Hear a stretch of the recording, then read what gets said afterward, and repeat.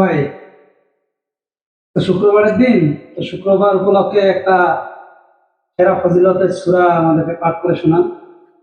আচ্ছা, শুক্রবারের সেরা ফজিলতের সূরাটা হচ্ছে সূরা কাহাফ। তো সূরা কাহাফ থেকে আমি 10টা আয়াত তেলাওয়াত করে শোনাচ্ছি। আউযু বিল্লাহি মিনাশ শাইতানির রাজীম। বিসমিল্লাহির রহমানির রহিম।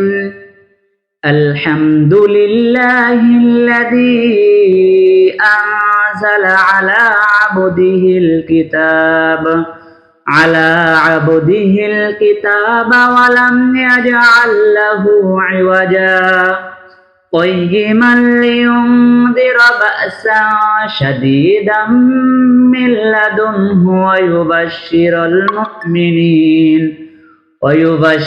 المؤمنين الذين يعملون الصالحات أن لهم أجرا حسنا ماكثين فيه أبدا وينذر الذين قالوا اتخذ الله ولدا ما لهم به من علم ولا لآبائهم كبرت كلمة تخرج من أفواههم إن يقولون إلا كذبا فلعلك باخع نفسك على آثارهم إن لم يؤمنوا بهذا الحديث أسفا إنا جعلنا ما على الأرض زينة لها لنبلوهم أيهم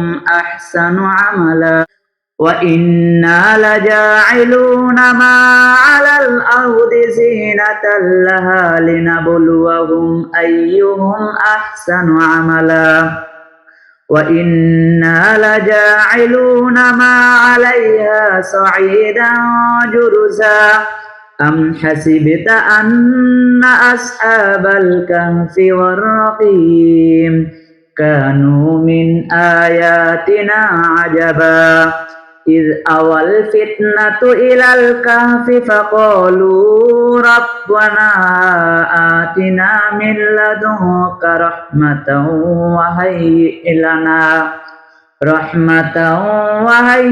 لنا من أمرنا رشدا صدق الله العظيم।